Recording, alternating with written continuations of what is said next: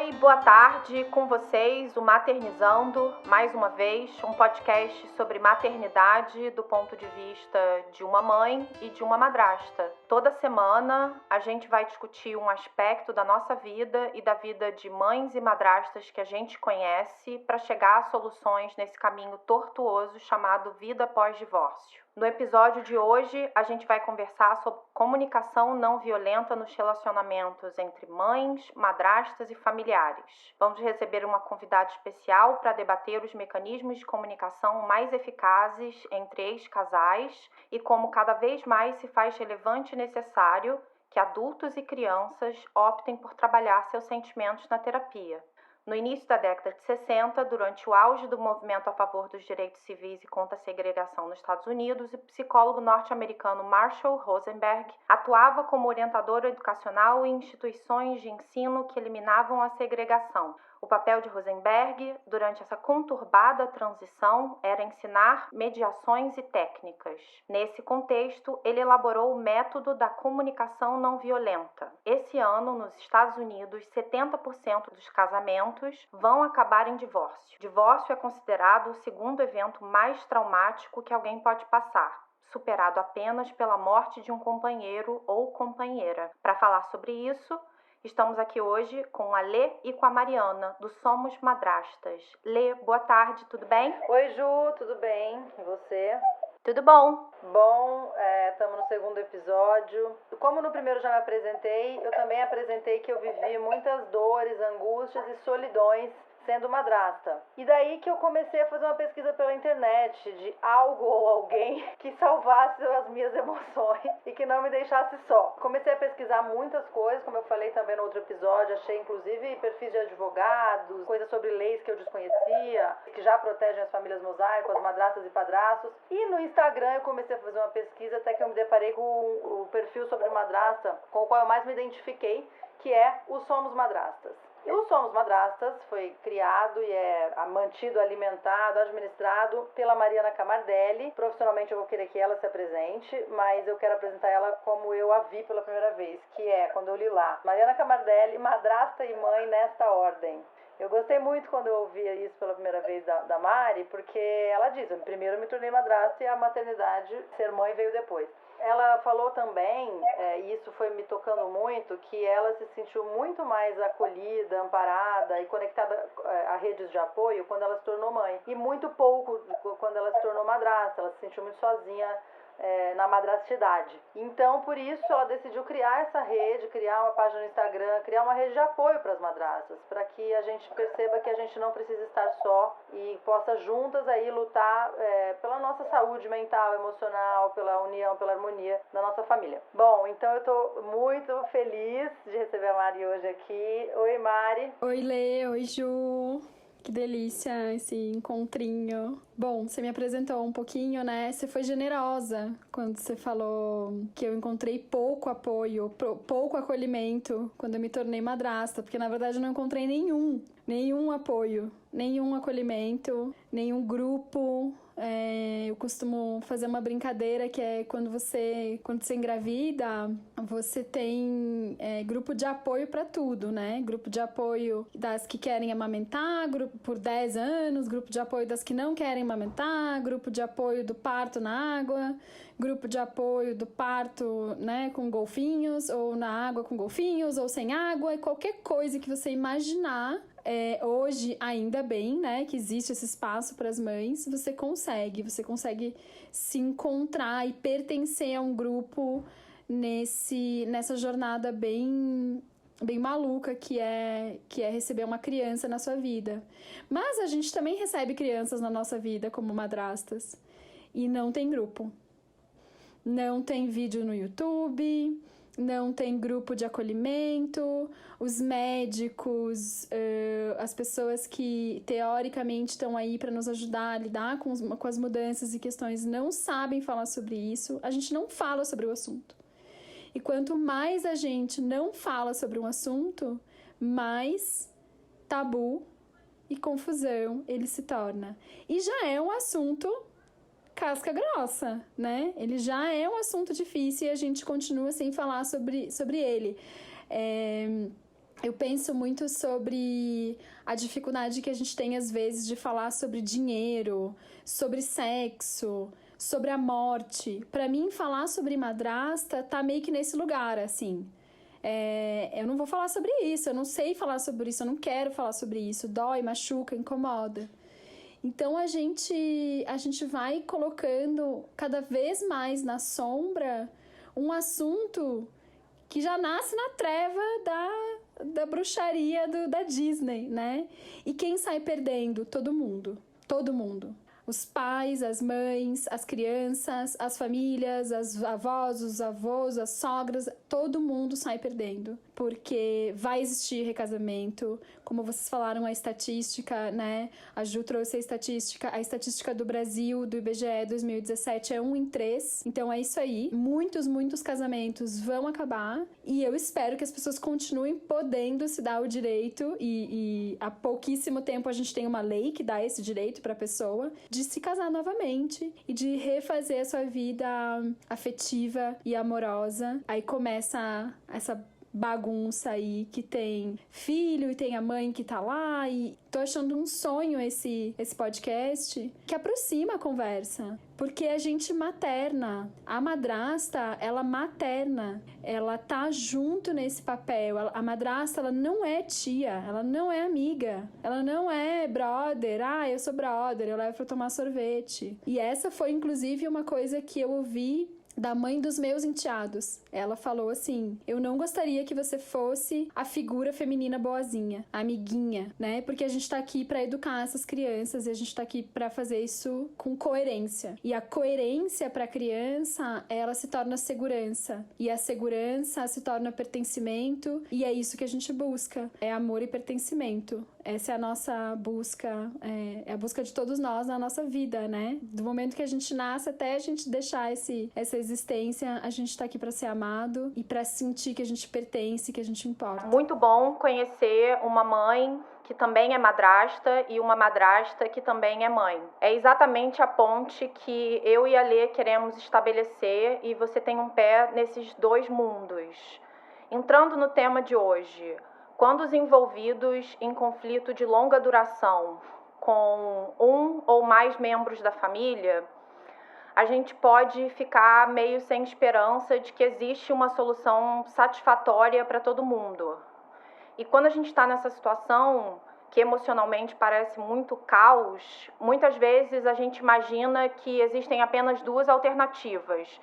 Ou a gente se submete, ou a gente age unilateralmente sem considerar totalmente as necessidades do outro. As duas alternativas deixam a gente mal, né? Então, falando de mães e madrastas, eu queria perguntar para você, Mariana, como as mães podem praticar a escuta empática no relacionamento com as madrastas, pensando na comunicação não violenta? Bom, nesse processo, né, de me tornar madrasta, eu jamais imaginaria criar um projeto sobre isso ou começar a trazer esse assunto. Esse desejo de estudar e de buscar formas para educar, então, os meus enteados e a minha filha, que veio depois, né? Eu fui estudar disciplina positiva. A minha primeira formação para trabalhar esses assuntos foi como educadora parental. Então, eu queria encontrar um jeito de educar, de ser e de falar que servisse para qualquer criança no mundo. Não só para os meus, ou, né, os meus filhos, os meus enteados. E depois disso, enfim, comecei a estudar mais, comecei a sentir ressonância entre várias mulheres, várias mães, vários pais, várias enteadas. Então, hoje em dia, o Somos Madrastas, ele é um projeto de uma madrasta para madrastas, mas ele é um projeto que está conversando com várias pessoas que compõem as nossas famílias. E esse é o início da conversa. A escuta ativa e a comunicação não violenta, ela é como se fosse um voto de confiança de que quando a gente conversa, quando a gente se expressa, a gente precisa de alguma coisa. A gente tem uma necessidade que tá guiando aquele nosso comportamento, por mais inadequado, entre aspas, que esse comportamento pareça. Então, a base da comunicação não violenta e dessa escuta empática, ela não é fazer o que o outro quer, ou não é dar, no caso de uma criança, não é o dar o que a criança quer, porque às vezes a criança vai querer comer sorvete a manhã inteira. Minha filha tá nessas agora, nesse momento. Ela quer comer sorvete o dia inteiro. Eu posso acolher o pedido dela sem dar o sorvete. Eu posso entender o que ela precisa por trás desse pedido. E pode ser só o sorvete mesmo, a vontade de tomar sorvete. E acolher sem fazer o que a pessoa tá pedindo mesmo. Até porque isso às vezes tá fora do nosso alcance, né? Então, indo pra questão das mães e das madrastas, eu acho que aí tem várias questões, tá, gurias? Acho que a primeira questão é, como a gente já sai perdendo nesse joguinho da madrastidade, a gente precisa se provar boas. Por quê? Eu sou má. Pessoal viu no filme da Disney. Eu sou má. Então eu preciso entrar na relação provando que eu sou boa. Então eu começo a buscar um relacionamento com a mãe, ou eu começo a buscar essa proximidade da mãe, porque eu preciso de alguma forma garantir pra ela que eu sou boa. Eu não sou a bruxa da Branca de Neve. Pode confiar em mim. Teus filhos vão ficar comigo, vai dar tudo certo. E aí nesse bololô já tem um monte de madrasta que tá desesperada porque não tá conseguindo. Por quê? Porque não deu tempo das coisas acontecerem. A gente não confia numa pessoa em uma mensagem de WhatsApp, em um telefonema, em um encontro no portão. A confiança, ela é uma coisa que se constrói com o tempo. Eu, 5 anos depois de ter me tornado madrasta, eu tenho uma relação muito diferente do que uma pessoa que tá há 5 dias ou 5 semanas. Então, acho que a primeira questão é calma, confia nesse tempo das coisas. Tem uma mãe ferida lá do outro lado. Muitos casos de que existe uma madrasta não teve um relacionamento anterior, não teve um casamento, mas a maioria teve um casamento. Então, tem uma mulher lá do outro lado, que ela é uma mulher que se separou, e aí a nossa sociedade já faz merda aí, ela vira ex-mulher. Ela não vira ex-esposa, ela vira ex-mulher. Alguém já viu na rua um ex-homem? Ai, olha, eu acabei de me separar, aquele ali é meu ex-homem. Não! O homem, na nossa sociedade machista, patriarcal, ele vai ser sempre homem. Ele é ex-marido. A gente não. Quando a gente se separa, a gente é ex-mulher. Porque uma mulher separada não vale nada. Então, eu olhar pra situação, entender a necessidade do outro, e no caso dessa mulher também, é uma mulher que acabou de se separar. É uma mãe que agora não fica com o seu filho todos os dias. Imagina a dor que é você não ficar com o seu filho todos os dias. Quantos anos tinha essa criança quando você se separou? 5, 7, 10? Você passou 10 anos todos os dias com essa criança, sua criança. E agora ela tá em outra casa. Ela tá numa casa e você não sabe se ela tá triste, se ela tá dormindo bem, se ela tá comendo bem, se o pai lembrou que ela gosta daquele pãozinho mais molinho e não aquele mais escurinho, sabe? E isso dói. Então existe uma pessoa com feridas lá do outro lado, mas a gente gosta muito, o ego ele se inflama muito quando ele enxerga uma coisa errada pra apontar no outro, pra machucar, porque quanto mais ele tá com essa agulha do desespero lá espetando no outro, menos ele tá olhando pra ele mesmo. Então a primeira coisa dessa relação madrasta e mãe é assim, calma, o tempo ele vai ajudando, os próprios acontecimentos do dia a dia. Eu lembro quando eu me tornei madrasta, eu queria muito conversar com a mãe dos meninos. Eu queria muito falar com ela, e justamente isso, eu falo por experiência própria, eu queria dizer pra ela que eu era legal. E eu lembro que eu pensava assim, vai chegar esse tempo, vai chegar esse momento, vai chegar esse tempo, vai chegar esse momento. Até que o Rodrigo foi viajar e uma das crianças esqueceu uma mochila aqui em casa. E aí a gente teve que se falar, porque precisava pegar a mochila. E aquele foi o momento. E foi bom, foi bonito se esperar, assim. A outra coisa que me vem muito olhando pra essa situação mãe, madrasta, madrasta, mãe, são papéis de mulheres. Existe uma mulher de um lado, existe uma mulher do outro lado. E a gente confiar que o melhor que a gente pode fazer é dentro da nossa casa, dentro da nossa família, do nosso espaço, das nossas regras. A minha filha tem 2 anos e 7 meses, né? E ela ficou uns dias na casa da minha mãe. E lá na casa da minha mãe, a minha mãe, ou seja, a avó dela, e o meu padrasto, né? Que eu tenho todas as configurações de madrastidade, enteada eu tenho na minha vida, né? A minha mãe e o meu padrasto, ou seja, os avós da minha filha, eles colocam ela pra dormir e eles ficam com ela dentro do quarto até ela dormir. E isso pode levar meia hora ou 1h30. E eles estão dispostos, eles fazem isso. Eu não faço isso.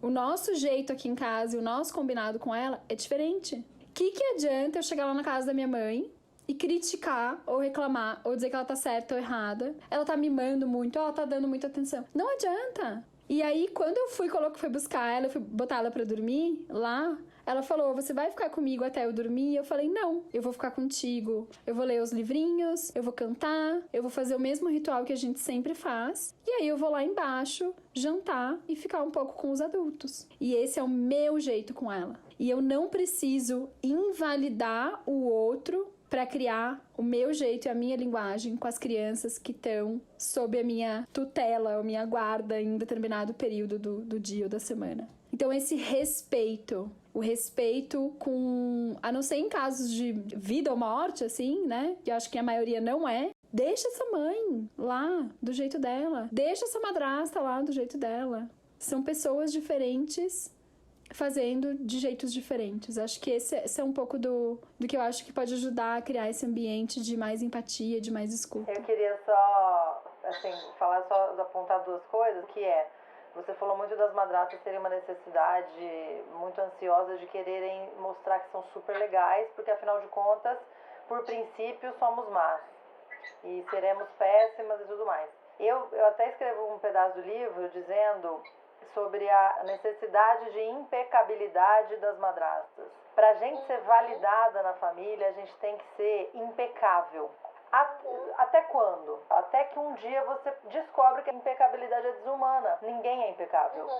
Nem mãe é. E a mãe, a princípio, por crença religiosa, seria perfeita por si só, uma questão até cristã. Somos seres humanos cheios de erros e falhas e lacunas. Então, quando você abre mão de falar, ok, eu não preciso ser impecável para ser validada, para ser amada e para pertencer, e também para ter voz na minha própria família que agora eu estou criando e co-criando, quando você abre mão disso, a vida fica um pouco mais leve. Isso aconteceu comigo, isso aconteceu com outras madrastas. Eu também só queria pontuar o que você falou, que é muito interessante. Dentro dessa necessidade de estabelecer uma relação bacana para mostrar que você tá aí para ser legal, tá aí para estar junto, eu sinto que, assim, também recebo muitas narrativas desse viés, isso também foi um pouco comigo, mas um tanto com outras pessoas, que é, a madrasta, de modo geral, ela fica tentando, e tentando, inclusive, ter esse olhar que você disse, que é, tem uma outra mulher lá, que tá com saudade dos filhos, eu acabei de conhecer essas crianças, eu não tenho o mesmo amor, nem o mesmo vínculo, nem a mesma saudade que ela, que já conviveu com eles, tanto assim, tem.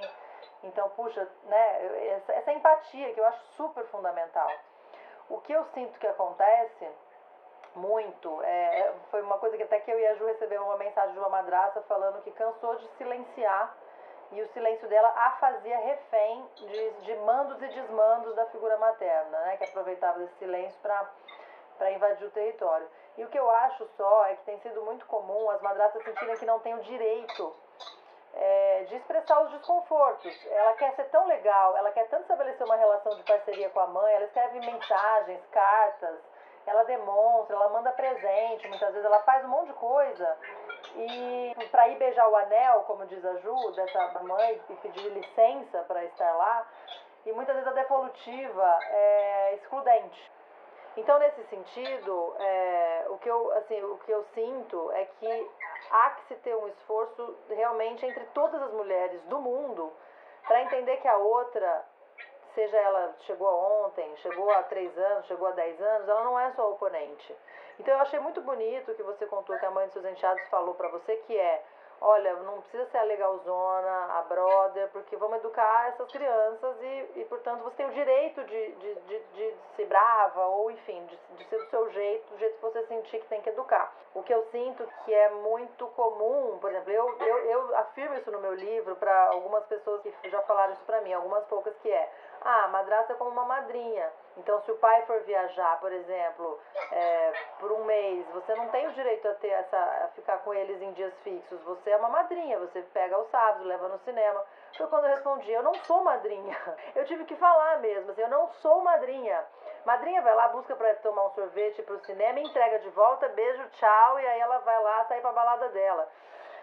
Madrasta faz a parte boa e eu serviço sujo, como eu brinco, dá as broncas que tem que dar, cansa, perde sono também, põe para dormir, pensa em refeições saudáveis, gasta dinheiro, tempo, energia, emocional, pensamento, doa o melhor de si para aquelas crianças. Então, desculpa, madrinha eu não sou. Nossa, como a gente pode aprender com o outro praticando a escuta, né? A gente também falou de estatística e a gente falou sobre os 3 grupos em que você pode se encaixar numa situação pós-divórcio. Eu cheguei à conclusão de que eu precisava desse podcast, desse diálogo há 10 anos atrás.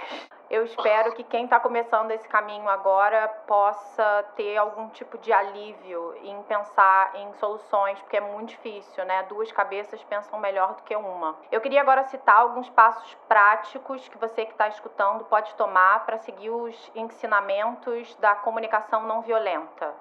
Para começar, você pode observar sem julgar. Observar é olhar para a situação de uma forma neutra, com atenção, interesse, mas sem fazer julgamentos, guardando a sua opinião para você ou expressando a sua opinião de modo específico no momento e contexto apropriado. Você também pode aprender a identificar os sentimentos, que não é uma tarefa fácil, e desenvolver um vocabulário desses sentimentos, para que você possa se expressar de forma clara e específica quanto às emoções sentidas em determinadas conversas. A nossa cultura também confunde a gente com conceitos religiosos, como a Lê falou, provocando um bloqueio psicológico, que resulta na ocultação de diversos sentimentos. É feio fazer terapia, é feio dizer que você está triste, você está atraindo energia negativa se você disser que você está com medo de alguma coisa. Então, identificar e dar nome para as nossas emoções e para as emoções do outro, e como a Mariana falou, entendendo a mãe e a mãe entendendo a madrasta, distinguindo os sentimentos dos pensamentos, é muito importante para a comunicação não violenta. É fundamental aprender a identificar os nossos sentimentos para saber como lidar com eles.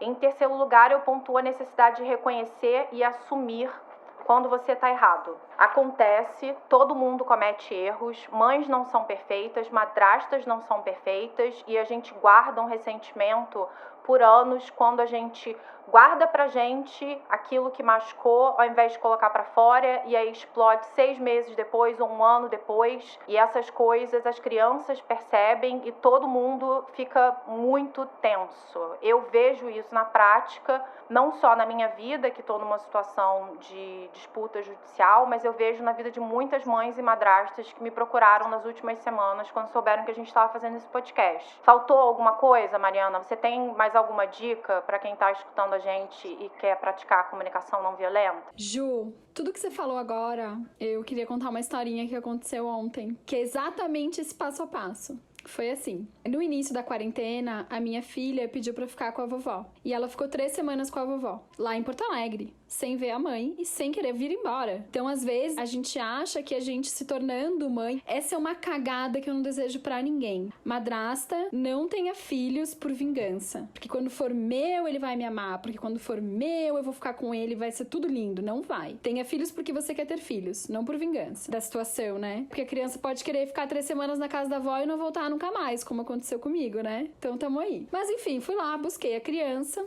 E a criança ontem, com 2 anos e 7 meses, jantando, eu falei, vamos ligar pra vovó? E ela falou, não, a vovó é feia. Primeira reação, ela não pode falar assim das pessoas. Ela não pode falar mal das pessoas, assim. Eu não falo isso. Onde foi que ela aprendeu? Que vergonha, que absurdo. O que eu sempre tento fazer nesses momentos é assim, para. Não desanda a pensar e a julgar e a pensar e a julgar. Para. Quando eu consigo parar, é maravilhoso. E daí eu não vou repreender essa criança e eu vou enxergar o que tá por trás disso.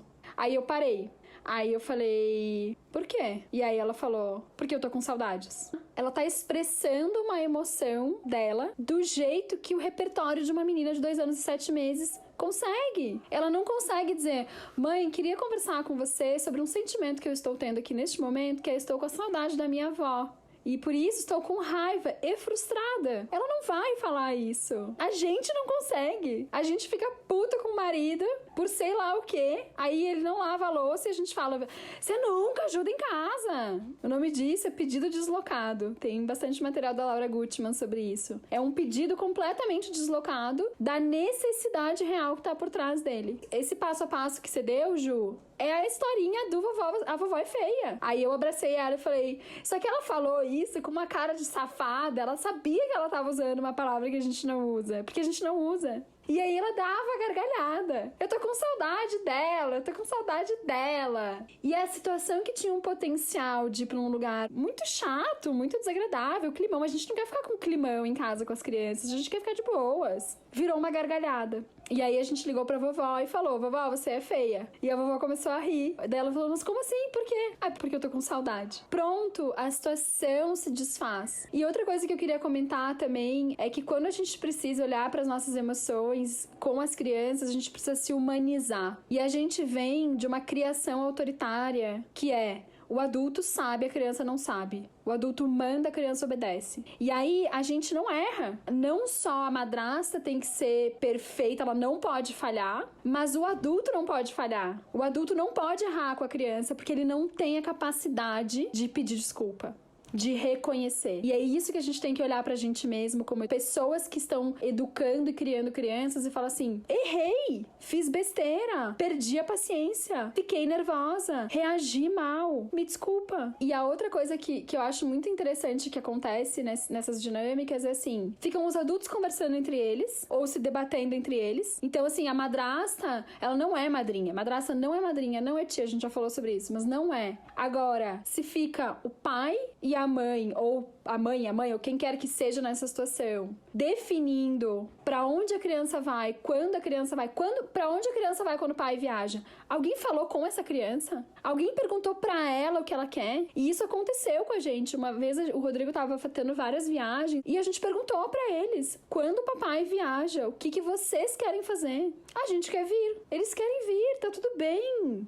E pode ser que no mês seguinte eles não queiram. E aí eles vão dizer: Mari, a gente... Essa viagem do papai a gente não vai querer vir. E tá tudo bem. Ficam os adultos se bicando. Sabe aquela cena assim? Ficam os adultos se bicando e as crianças... Quem falou com elas? Quem ouviu a criança? Ninguém. História da nossa infância. A criança acaba ficando com vergonha dos próprios sentimentos dela. Porque se você tivesse reagido naquele momento dizendo: peraí, você não pode chamar ninguém de feia, o que é isso? Nessa casa a gente não usa esses termos. Você nunca teria conseguido chegar ao final da história, que é: não, a vovó não é feia, eu tô com saudade da vovó. Então você legitimou pra ela que é sim possível dizer pra você, se abrir com você sobre o que tá acontecendo sem adjetivar a avó dela. Então ela tá tendo a oportunidade tão nova de aprender essa lição, e aí o ciclo de trauma, ele é interrompido. Se teve algum momento na sua família em que os adultos lidaram mal com os sentimentos, você acabou de romper esse ciclo com a sua filha. Quando ela for mãe, ela vai passar por menos desafios. Se ela se tornar madrasta, ela vai passar por menos desafios nessa jornada, porque ela aprendeu com 3 anos essa lição. A gente quer agradecer muito a presença da Mariana Camardelli, por toda a sua contribuição para o podcast. Também agradecer tudo que ela faz pelas famílias, pelas madrastas, tudo que ela estuda e compartilha com a gente. Ela vai estar com a gente mais vezes. Obrigada, Mari. Então, queridas, eu queria agradecer muito esse convite, Lê, Ju, que vocês estão fazendo pelas madrastas, pelas mães, pelas crianças, pelas famílias. É muito especial. Eu espero que esse podcast chegue longe. Contem comigo sempre para qualquer assunto. Se eu não souber, eu estudo. Adorei participar e vou adorar estar perto de vocês nessa caminhada que é nossa, né? Não é solitária, ela é nossa. Tamo junto. E a gente vai continuar o podcast agora e a Lê vai responder pra gente. Lê, você acha que é um bônus se o pai, a mãe e a madrasta forem fazer a constelação familiar? Aliás, como seria isso? Faz todo mundo a constelação familiar com o mesmo profissional ou cada um faz num profissional diferente? Eu acho que depende muito da relação que eles têm. Se forem pessoas que de fato estabeleceram muita intimidade e confiança, dá para fazer todos juntos, até para entender essa configuração e a intersecção que os une. né? Entender o que é que os une e nisso que os une, o que pode ser melhorado e curado. Mas para fazer todo mundo junto tem que ter muita confiança, porque você vai abrir ali intimidades, coisas que seu inconsciente vai trazer. Se não há essa relação, eu sugiro que todos façam sim, mas cada um à sua maneira, cada um com o seu objetivo. Talvez na constelação da mãe vai sair um trauma ancestral relativo a tal coisa, talvez no pai outra coisa, talvez a madrasta outra coisa. Agora, o que dá para fazer também é assim, os casais fazerem. Então, por exemplo, o pai e a madrasta fazem enquanto núcleo familiar que eles se tornaram. E isso, claro, que vai acabar abarcando pessoas e campos que vão aparecer na constelação, mas só eles estarão lá presencialmente. E a mãe, com seu companheiro, ou se ela for sozinha, enfim, faz o seu núcleo familiar. Então, e ambos vão abarcar os filhos, mas vão ter focos diferentes e talvez vão sair coisas diferentes. Porque assim, talvez ninguém se sente exposto, não expõe uma intimidade caso não haja ainda essa relação de super confiança, mas ao mesmo tempo todos vão estar buscando ferramentas para lidar com a atualidade, e a atualidade abarca essa nova família. E é muito importante fazer, porque assim, eu falo muito das crises e limitações que a gente recebe das narrativas de madrastas que reclamam das invasões maternas ou do controle materno, mas tem também o contrário, eu não posso esquecer disso. É que é claro que como a madrasta foi muito pouco ouvida até os dias de hoje, eu acabo querendo dar o protagonismo para ela na minha fala. Mas é claro que tem o contrário também, tem muita mãe que se sente sozinha. É importante ter essa busca, sabe? Que cada um possa encontrar o seu lugar. E por que eu tô falando isso? Porque se alguma madrasta, por exemplo, tem uma crise, droga, queria que esses filhos fossem meus, por exemplo. Por mais que possa ser legítimo sentir isso, e eu já ouvi isso de muitas pessoas, pode ser legítimo porque tudo é legítimo. Você sentir ódio é legítimo, você sentir vontade de pular do 20º andar é legítimo. Mas depende do que você vai fazer com isso. Então, se você é uma madrasta sentir isso, por exemplo, a constelação pode ajudar ela a encontrar valor nela mesma, que não necessariamente tem a ver com querer que aqueles filhos sejam dela, biologicamente falando, por exemplo. Não necessariamente vai ter a ver o valor dela com, puxa, não queria que eles tivessem essa mãe. E de repente, com a constelação, ela honra o lugar dela, ela conseguirá honrar o lugar da mãe, e entender melhor que ao organizar e assentar esses lugares, todo mundo tem seu devido valor e imenso valor. A mãe é a mesma coisa, se sente que a madrasta é uma intrusa, uma estrangeira, de repente ela vai poder olhar essa constelação e se sentir valorada no seu lugar de mãe e sentir que a madrasta tem o seu lugar também. Enfim, a constelação coloca, eu acho que, cada um nos seus devidos lugares e traz para si o assentamento e a paz do lugar a que a gente pertence. Então, acho que pode ser super, super legal, sim, mas se fazer junto só se houver muita intimidade e confiança. Senão, eu não recomendo fazerem todos juntos. Ok. Difícil. São todos temas importantes. Eu espero que quem está escutando esteja aproveitando essa conversa para refletir. E vamos para as redes sociais? Lê, agora a gente vai discutir os 2 casos que surgiram essa semana de uma mãe e de uma madrasta que estão tendo dificuldades. Lembrando que a gente não está aqui para julgar, mas para aprender. Conta pra gente, Lê, o que as madrastas estão falando nas redes. Bom, a gente recebeu narrativas essa semana muito interessantes e uma delas me fez, inclusive, pesquisar mais sobre os direitos das famílias mosaico, em especial das madrastas.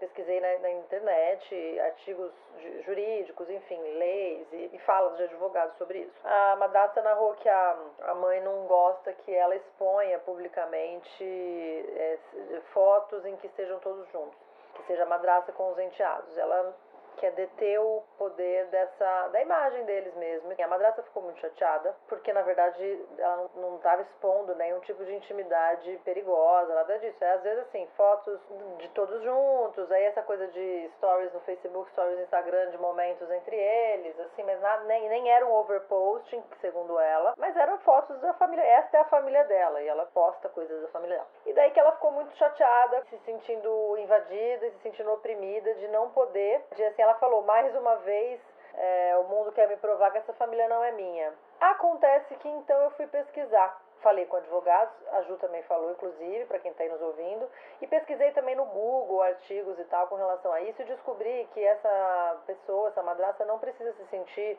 como se estivesse com uma família emprestada, uma família que não é dela, porque não é isso.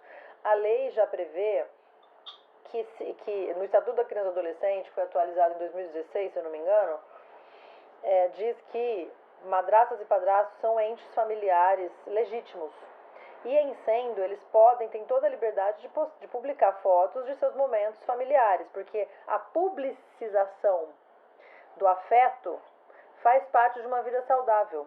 Então, é de direito das pessoas publicizarem seus momentos de afeto. Se o seu momento de afeto é com a sua família mosaico, óbvio, a lei sugere que você não poste com o uniforme da escola, enfim, coisas que vão revelar ali onde a criança estuda, por uma questão de segurança, e aí nem mães, nem pais, nem ninguém postar. Nem, obviamente, fotos de nudez, essas coisas, mas fotos de momentos de afeto são super permitidas e tal. E eu pesquisei e achei isso no Estatuto da Criança e do Adolescente, achei artigos sobre isso.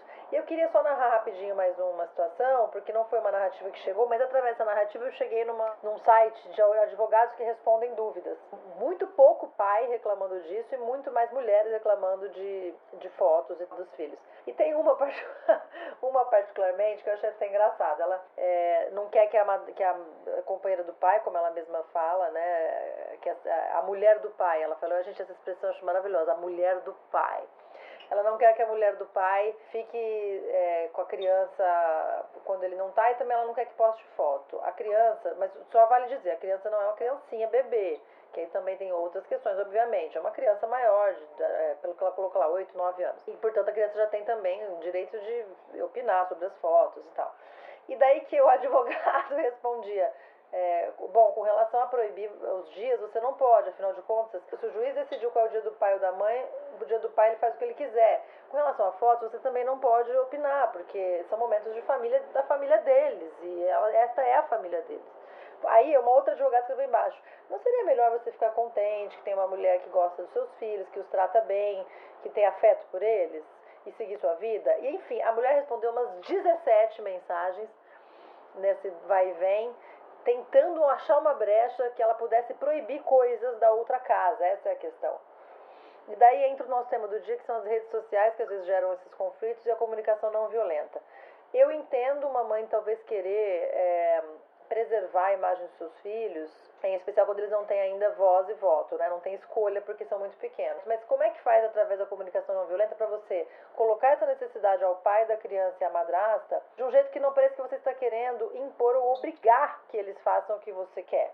Falar, olha, eu entendo que vocês gostem de postar, mas eu sou uma pessoa que eu não gosto muito. Será que não tem como chegar no meio termo, então? Vocês fazem um pouquinho da vontade de vocês e a gente faz um pouquinho da minha, pra gente poder não violentar ninguém. Quer dizer, daria para chegar no meio termo, que tudo depende da abordagem que você faz. Quando você aborda nesse lugar que você propõe, assim, olha, eu estou aqui para falar, mas estou aqui para escutar também, ok?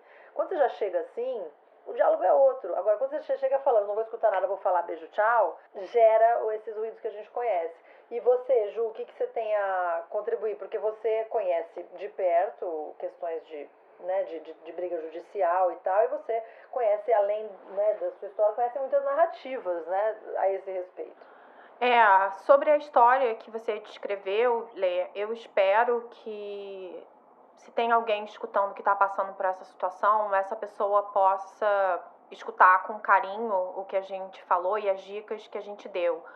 Não adjetivar o sentimento do outro, escutar sem julgar, entender o lugar da mãe e da madrasta para ter uma comunicação efetiva. Vai beneficiar as crianças. Eu procurei nas redes essa semana histórias que estivessem ligadas a divórcio e conflitos nessa era do Covid-19. E eu encontrei uma história que partiu meu coração. Uma mãe que é médica e está na linha de frente do atendimento na pandemia, perdeu a guarda da filha de 5 anos depois que o ex dela alegou que ela não tinha condições físicas nem psicológicas de continuar atendendo às necessidades da filha que eles compartilham a guarda. Eu não entendo particularmente de justiça restaurativa. Eu entendo a posição do pai, a mãe é médica, então eu imagino que o nível de exposição dela seja alto, mas eu vi na CNN algumas semanas atrás um casal de médicos que estavam os dois trabalhando em hospital e têm uma filha. E o que eles estão fazendo eles chegam em casa e eles tiram vão com uma roupa protetora, tiram no banheiro, se limpam, tomam banho, se desinfetam inteiros e depois eles vão ter contato com a filha e eles estão se mantendo sem contato um com o outro. Eles são médicos e esse foi o esquema que eles conseguiram montar para os dois continuarem tendo acesso à filha que eles dividem como casal. Então, eu acho que essa mãe deveria tentar, com embasamento científico, porque ela tem, conversar com juiz, promotora, quem quer que seja, e com o ex-marido para tentar encontrar uma solução. Se ela precisa se desinfetar inteira antes de ter contato com a filha, que seja isso. Mas eu acho que o dano psicológico que vai ser causado nessa criança de estar longe dessa mãe, ainda mais porque a mãe é uma profissional de saúde, então a criança vai ficar o tempo todo pensando, minha mãe está em risco, minha mãe está em risco, minha mãe está em risco, e sem ver a mãe todo dia para a mãe poder dizer para ela, não, eu tô aqui, voltei para casa, eu tô bem, vou te botar para dormir, vou tomar café da manhã com você, o trabalho que eu tô fazendo é importante. A criança perde a oportunidade de ver a mãe dela literalmente salvando vidas. Então, eu acho que a comunicação não violenta pode ser uma ferramenta indispensável nesses casos de atrito que estão surgindo na era da pandemia. Então, justiça restaurativa, por exemplo, o que eu conheço é mais casos de divórcio que usaram a justiça restaurativa, que é a presença de um só advogado para os dois, que faz várias reuniões até que que todos cheguem a esse acordo em comum e que foi elaborado, refletido, sentido pelos dois e não uma briga de advogados que chega a um ponto. Então, pelo que eu entendo, assim, em casos de divórcio, é por aí que vai a justiça restaurativa. O que eu sinto é que é um caminho, sim, para tentar chegar a esses acordos de guarda nesse momento de pandemia.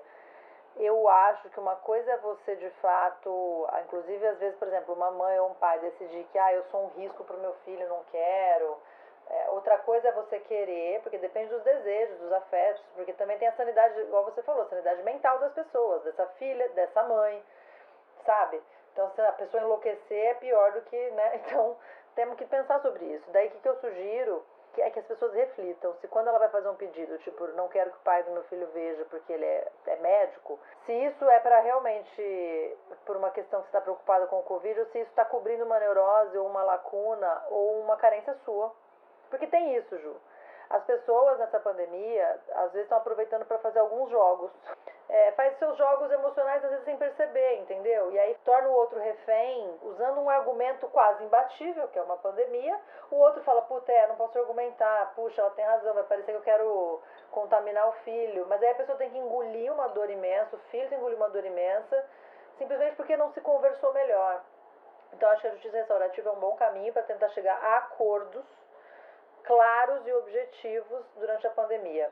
Mas eu não acho saudável, nessa pandemia, se o pai e a mãe estão querendo estar com essas crianças, eu não acho saudável enfiar essa criança numa casa só, essa criança que estava acostumada a 2 casas, por exemplo, a 2 rotinas, você enfia ela um mês numa rotina só, numa casa só, exclui ela da relação com o outro. Desculpa, eu acho isso realmente mais arriscado a longo prazo do que a própria possibilidade de exposição. Porque eu acho que se a gente tomar todos os cuidados necessários, a gente não vai contaminar.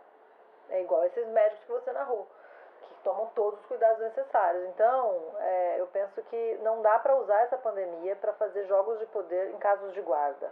É hora de refletir por amor à consciência. Incrível, Lê. Obrigada pela generosidade de dividir com a gente o seu conhecimento e a sua experiência e os seus instintos. Tudo que a gente pode fazer é o nosso melhor. A gente se despede por aqui, esperando que você, mãe, você, madrasta, não deixe que ninguém silencie a sua história. Obrigada, Ju, por mais um dia juntas também, pelo seu conhecimento compartilhado, suas reflexões. Estou feliz em mais um dia que a gente se encontrou para falar disso, porque o meu desejo maior, e sei que é o seu também, é que as famílias possam se harmonizar cada vez mais. E em tempos de pandemia, em que está todo mundo muito sensível, é mais necessário ainda que a gente cuide do nosso psicológico, do nosso emocional. E, gente, a vida está demandando demais. Então, ao invés de ficar arrumando rusga com o seu ex-companheiro, com o padrasto de não sei quem, com a madrasta de não sei quem, com a tia do fulano, pelo amor de Deus, vá se cuidar, vai fazer seus projetos, vai meditar, cuida da sua saúde, da sua imunidade, porque não é hora de ficar arrumando mais problemas do que a humanidade já tem. Essa é a minha dica do dia.